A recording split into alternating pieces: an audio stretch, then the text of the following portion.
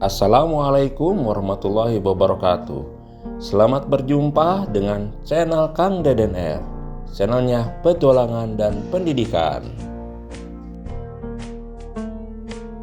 Sahabat yang budiman, pada kesempatan ini Kang Deden akan mengupas sebuah materi tentang cara menyusun tujuan pembelajaran yang baik dan benar. Untuk lebih jelasnya, simaklah uraian berikut ini. Sahabat yang budiman, pertama-tama marilah kita pahami dulu tentang definisi tujuan pembelajaran. Tujuan pembelajaran adalah suatu pernyataan yang spesifik yang dinyatakan dalam perilaku atau penampilan yang diwujudkan dalam bentuk tulisan untuk menggambarkan hasil belajar yang diharapkan. Muncul sebuah pertanyaan, mengapa guru harus menyatakan tujuan pembelajaran? Jawabannya paling tidak ada 3 hal. Yang pertama, perumusan tujuan pembelajaran yang jelas dapat membantu guru dalam melakukan pemilihan materi, metode, dan media yang akan digunakan. Kedua, tujuan tersebut akan mengarahkan guru pada proses pembelajaran yang berlangsung sistematis, terarah, dan tercipta lingkungan belajar yang kondusif sehingga tujuan yang dicanangkan bisa tercapai. Dan yang ketiga adalah, selain itu, rumusan tujuan pembelajaran juga menjamin proses evaluasi atau penilaian yang benar. Sahabat yang budiman, dalam menyusun tujuan pembelajaran, pasti tidak asing lagi dengan rumus yang satu ini, yaitu rumus ABCD, di mana A-nya adalah audience, B-nya adalah behavior, C-nya adalah condition, dan D-nya adalah degree. Untuk lebih memahami rumus tersebut, mari kita bahas satu persatu. Yang pertama adalah audience. Secara bahasa, audience memiliki arti pendengar. Namun, audience di sini merupakan subjek sekaligus objek dalam kegiatan pembelajaran. Dalam konteks kegiatan belajar mengajar, audience yang dimaksud adalah siswa. Dalam perumusan tujuan pembelajaran, audiens sangat penting diperhatikan, di mana siswa atau peserta didik menjadi pusat subjek sekaligus objek dalam kegiatan pembelajaran. Karena tujuan pembelajaran sendiri dicapai oleh siswa itu sendiri, sehingga siswa sebagai audiens yang harus diperhatikan. Yang kedua adalah behavior. Behavior artinya tingkah laku atau aktivitas dalam suatu proses. Dalam konteks kegiatan belajar mengajar, behavior merujuk pada tingkah laku atau aktivitas siswa dalam pembelajaran. Dalam perumusan tujuan pembelajaran, behavior atau aktivitas siswa ditulis menggunakan kata kerja operasional. Misalnya, menuliskan, membaca, melafalkan, menyebutkan, dan lainnya. Dalam satu tujuan pembelajaran, hanya boleh menggunakan satu kata kerja operasional dan tidak boleh lebih. Artinya, dalam kegiatan pembelajaran tersebut, siswa hanya melakukan satu perbuatan saja agar siswa lebih fokus pada perbuatan tersebut dan pembelajaran menjadi efektif dan optimal. Yang ketiga adalah condition. Condition memiliki arti keadaan. Dalam kegiatan belajar mengajar, condition merupakan keadaan siswa di kelas, baik sebelum dan sesudah melakukan kegiatan pembelajaran. Condition adalah salah satu hal yang penting diperhatikan dengan harapan tujuan pembelajaran tercapai. Perumusan condition yaitu dengan menjawab pertanyaan seperti aktivitas apa yang akan dilakukan siswa agar hasil yang diharapkan bisa diperoleh. Dalam tujuan pembelajaran, condition ditulis dalam bentuk kata kerja. Yang keempat adalah degree. Degree memiliki arti suatu perbandingan. Dalam konteks kegiatan belajar mengajar, degree berarti membandingkan kondisi siswa antara sebelum kegiatan dan setelah kegiatan pembelajaran. Tingkatan degree berbeda-beda sesuai dengan materi pelajaran yang dibawakan oleh guru. Sejauh mana siswa dapat memahami dan menguasai materi yang disampaikan, wawasan baru yang didapatkan siswa, atau perubahan tingkah laku dalam diri siswa. Jika hasilnya terjadi perubahan, baik antara sebelum dan sesudah kegiatan pembelajaran berlangsung, bisa dikatakan tujuan pembelajaran berhasil dicapai siswa. Namun, jika tidak ada perubahan tersebut, maka tujuan pembelajaran belum tercapai. Dari ulasan di atas, dapat dipahami bahwa salah satu komponen tujuan pembelajaran adalah behavior, yang harus menggunakan kata kerja yang dapat diukur ketercapaiannya. Namun, dalam menentukan kata kerja, kita harus berhati-hati dalam memilihnya, karena ada kata kerja yang termasuk kata kerja operasional dan kata kerja yang masuk kata kerja non-operasional. Kata kerja operasional merupakan kata kerja yang dapat diukur ketercapaiannya, dapat diamati perubahan tingkah laku atau tindakannya, dapat diuji dan digunakan untuk merumuskan tujuan pembelajaran.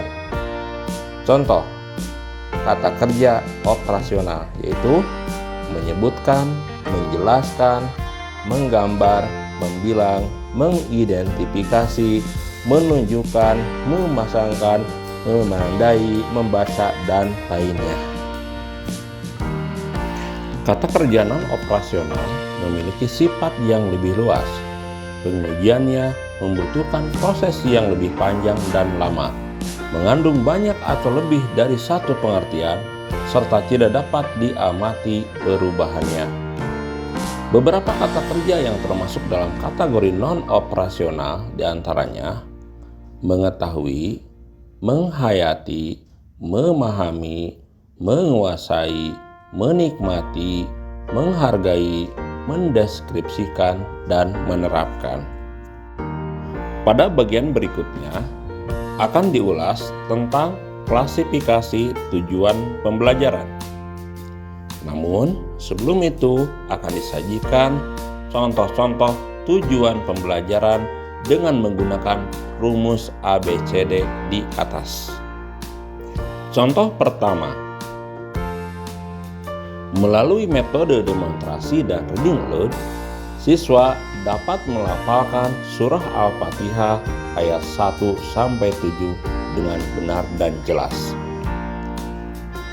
Audiensnya adalah siswa, behaviornya adalah melafalkan surah Al-Fatihah ayat 1-7, kondisinya adalah melalui metode demonstrasi dan reading aloud, degree-nya itu adalah dengan benar dan jelas. Contoh kedua, siswa bisa menyampaikan pendapat dengan baik mengenai kebiasaan sholat berjamaah di tempat tinggal menggunakan bahasa yang komunikatif melalui presentasi dari hasil diskusi kelompok. Di sini adalah siswanya audiens bisa menyampaikan pendapat dengan baik mengenai kebiasaan sholat berjamaah di tempat tinggal termasuk behavior melalui presentasi dari hasil diskusi kelompok termasuk condition dan menggunakan bahasa komunikatif adalah degree. Itulah dua contoh tentang tujuan pembelajaran. Berdasarkan taksonomi Bloom, tujuan pembelajaran diklasifikasikan ke dalam 3 ranah, yaitu ranah kognitif, afektif, dan psikomotor. Dan pada kesempatan saat ini kita akan fokuskan pembahasan tujuan pembelajaran pada ranah kognitif.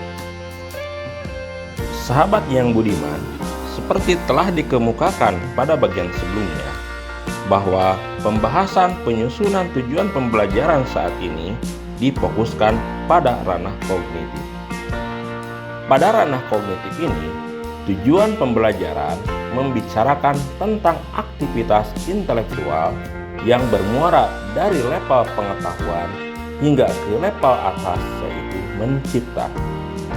Pada ranah kognitif ini terdapat 6 level, yaitu pertama pengetahuan, kedua pemahaman, ketiga penerapan, keempat analisis, kelima evaluasi, dan keenam mencipta. Berikut ini adalah pembahasan tentang level-level kognitif berikut contoh-contoh tujuan pembelajarannya. Pada jenjang ini menekankan pada kemampuan dalam mengingat kembali materi yang telah dipelajari, seperti pengetahuan tentang istilah, fakta khusus, konvensi, kecenderungan dan urutan, klasifikasi dan kategori, kriteria, serta metodologi. Tingkatan atau jenjang ini merupakan tingkatan terendah, namun menjadi prasyarat bagi tingkatan selanjutnya. Di jenjang ini, peserta didik menjawab pertanyaan berdasarkan dengan hafalan saja. Kata kerja level pengetahuan yang dapat digunakan pada mata pelajaran PAI tingkat sekolah dasar yaitu menyebutkan, menunjukkan, membaca, menghafal, meniru, mencatat, mengulang, menceritakan kembali, dan melafalkan. Berikut ini adalah contoh tujuan pembelajarannya. Yang pertama, dengan metode pembelajaran DIL, peserta didik dapat membaca Al-Quran Surat Al-Falaq dengan tartil. Dengan metode pembelajaran storytelling, peserta didik dapat menceritakan kembali kisah kejujuran Nabi Muhammad SAW, sikap amanah, sikap menghormati kedua orang tua dengan baik. Berikutnya adalah level kedua, yaitu pemahaman. Pada level ini, pemahaman diartikan sebagai kemampuan dalam memahami materi tertentu yang dipelajari. Kemampuan-kemampuan tersebut yaitu pertama, translasi, yaitu kemampuan mengubah simbol dari satu bentuk ke bentuk lain. Kedua, interpretasi, yaitu kemampuan menjelaskan materi. Ketiga, ekstrapolasi, yaitu kemampuan memperluas arti. Di jenjang ini, peserta didik menjawab pertanyaan dengan kata-katanya sendiri dan dengan memberikan contoh, baik prinsip maupun konsep.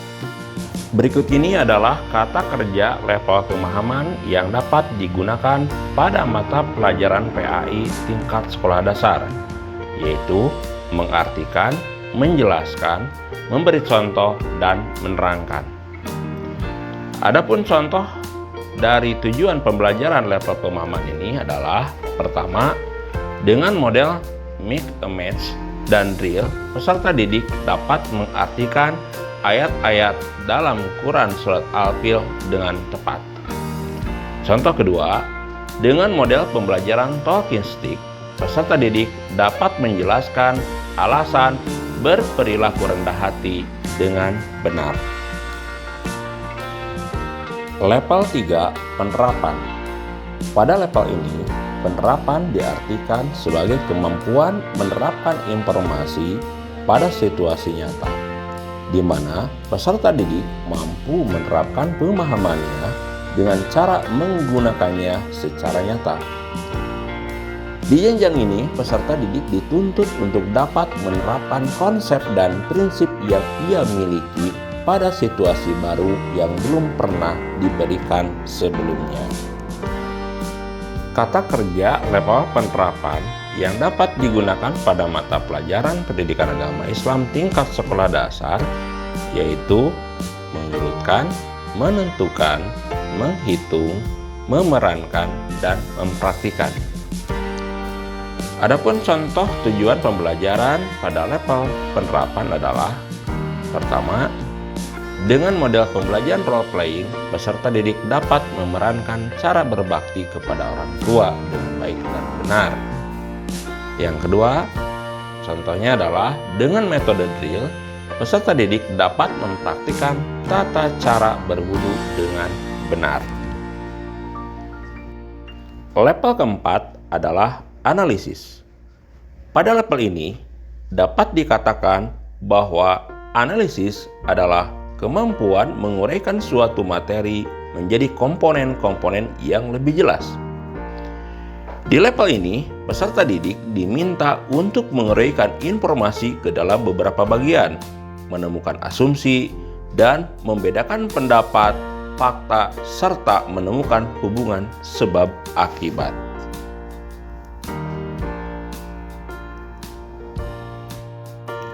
Kata kerja level analisis yang dapat digunakan pada mata pelajaran pendidikan agama Islam tingkat sekolah dasar yaitu menemukan dan membedakan.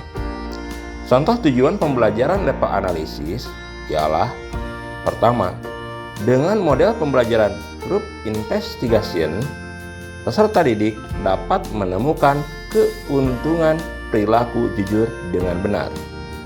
Contoh kedua, dengan model student team achievement division, peserta didik membedakan antara kemampuan malaikat dan manusia. Level kelima adalah evaluasi. Pada level ini, evaluasi diartikan sebagai kemampuan menilai manfaat suatu hal untuk tujuan tertentu berdasarkan kriteria yang jelas. Kegiatan ini berkenaan dengan nilai suatu ide, kreasi, cara, atau metode. Kata kerja level evaluasi yang bisa diterapkan pada mata pelajaran pendidikan agama Islam tingkat sekolah dasar yaitu menyimpulkan. Contoh tujuan pembelajaran level evaluasi ini adalah: dengan talking stick, peserta didik dapat menyimpulkan hasil pengamatan tentang contoh makhluk Allah bahwa Allah itu ada dan membuktikan dengan dalil akli melalui hasil pengamatan dan dalil nakli melalui Al-Quran bahwa Allah itu ada. Level yang terakhir adalah level ke-6 yaitu mencipta. Mencipta adalah keahlian siswa untuk bisa memadukan berbagai aspek dari pengetahuan untuk dijadikan sebuah pengetahuan baru. Kata kerja level mencipta yang dapat digunakan pada mata pelajaran PAI tingkat SD, contohnya adalah menyusun, menghubungkan, menampilkan, merangkum, menemukan, mengubah, dan mengkreasikan. Berikutnya adalah contoh tujuan pembelajaran level mencipta. Contoh pertama, dengan model pembelajaran Compose Card, peserta didik dapat menyusun potongan ayat Quran Surat Al-Falaq dengan benar. Contoh yang kedua adalah dengan model pembelajaran mind mapping, peserta didik dapat menghubungkan makna sholat dengan perilaku sehari-hari dengan benar. Alhamdulillah, inilah yang dapat disampaikan. Semoga ada manfaatnya. Jangan lupa like, komen, dan subscribe. Assalamualaikum warahmatullahi wabarakatuh.